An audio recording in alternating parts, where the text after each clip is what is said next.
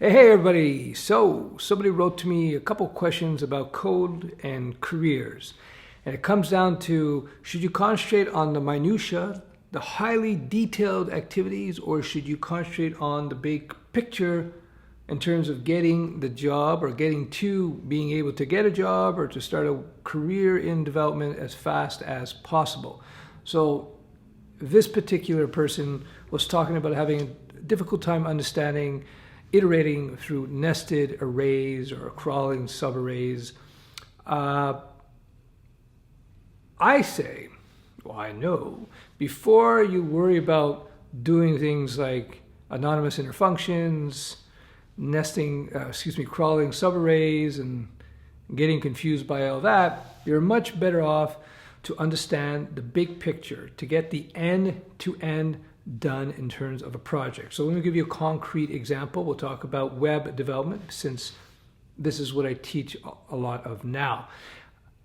Instead of trying to understand the fine details about array crawling and so on, which you should be doing after you get your basics, after you understand your HTML5, your CSS3, and your basic JavaScript, then you got to get into actually being able to build things. So on the client side, in terms of the visual side of a web app or a website, you should get comfortable with being able to build a basic responsive web user interface. Whether you do it through direct CSS3, as I teach in Studio Web, or you get into Bootstrap to create a responsive layout.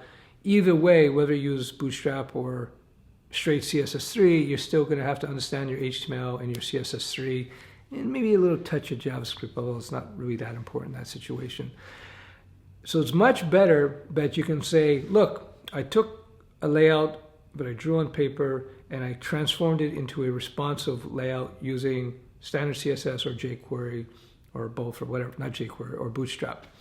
That's much more important than you being able to demonstrate, for instance, in CSS, 5 different CSS filters, whether it be animation filters or color drawing filters, or whether you're able to describe a whole bunch of CSS properties that we use every now and then.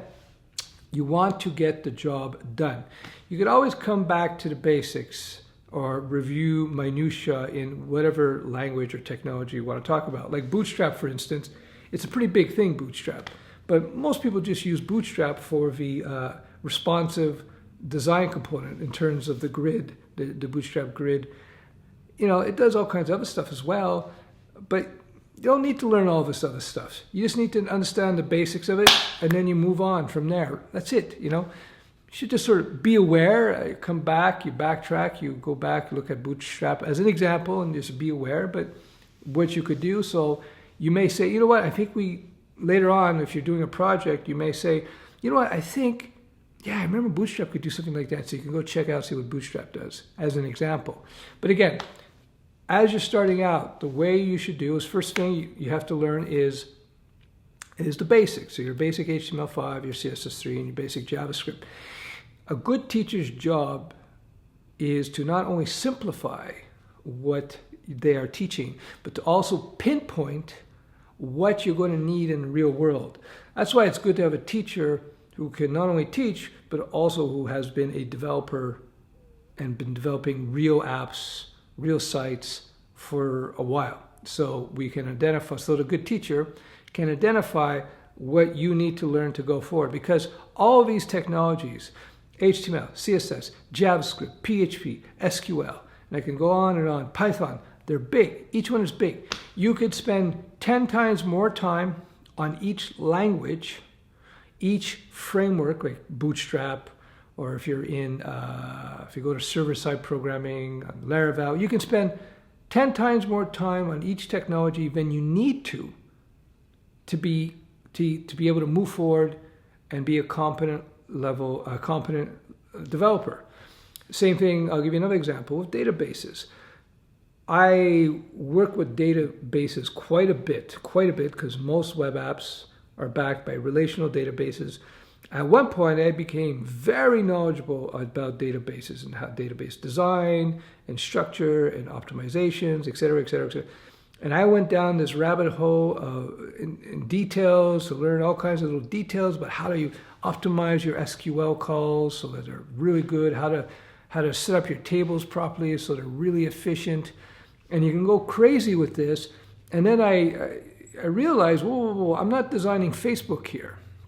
I just need to have, a good basic structure, not, good basic calls, just, the major things that you should and should not do to keep it efficient. And that'll be more than fine for 99.9% of apps. So for me to waste my time going into these highly detailed explorations of database design and the SQL language. SQL language is the universal language of relational databases, but each database has its own flavor of things. So, MySQL, it has certain drawbacks and advantages, and SQL Server has its own drawbacks and advantages and its own variation of SQL. So, but for me to learn all these details is useless.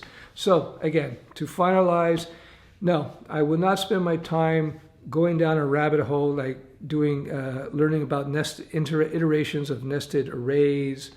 You know what I mean? It's much more important that you just get the overview of each language enough so that you can move forward to be able to produce an actual product. And in the case of web apps, websites and web apps, than it is to get caught up in the details. So that's where a good course and a good teacher comes in, where they say, okay, you just need to learn this. We got these things covered in HTML5. Now we need to learn this in CSS. We got these things. Okay, we're ready to go. We got these things in JavaScript. Okay, we're ready to go.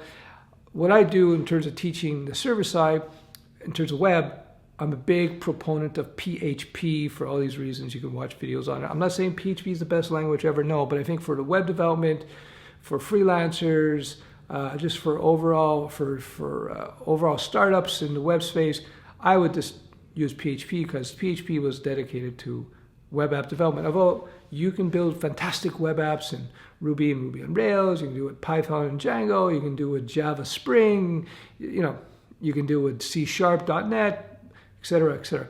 So that again is we're going down a tangent there. So let me just wrap this up because we're on 7 minutes here. When it comes to this whole thing, don't get caught up in the minutia. You're not going to understand every single detail about everything, every single language right away. As long as you can produce an end product that works, that's all that matters. That's all that matters. In fact, in the first few years of my experience as a developer, as a coder, going back into the 90s, there were things I didn't quite understand sometimes. So I remember back in 96 and 97, I'd be writing code, I remember accessing databases and writing some of the code, and some of the code I didn't quite understand.